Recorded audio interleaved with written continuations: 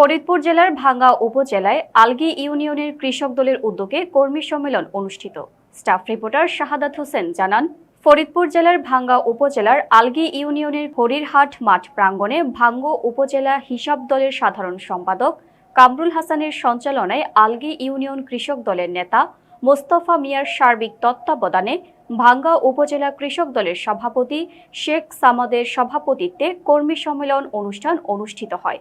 অনুষ্ঠানের প্রধান অতিথি হিসেবে বক্তব্য রাখেন জাতীয়তাবাদী কেন্দ্রীয় কৃষক দলের সাধারণ সম্পাদক শহীদুল ইসলাম খান বাবুল।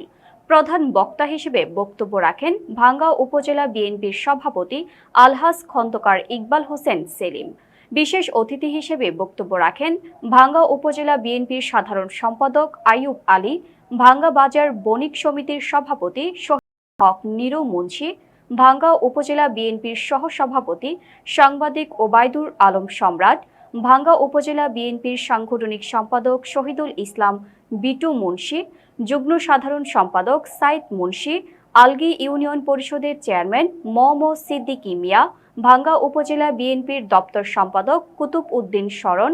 পৌর বিএনপির নেতা আক্তারুজ্জামান লাভলু, ইউনিয়ন বিএনপির সাবেক সাধারণ সম্পাদক বিল্লাল মাতুব্বর, সাবেক সভাপতি মহিউদ্দিন বুলু, ভাঙ্গা উপজেলা কৃষক দলের সাংগঠনিক সম্পাদক আবদুল্লাহ রোমিও, ভাঙ্গা উপজেলা মহিলা বিএনপি নেত্রী নার্গিস বেগম।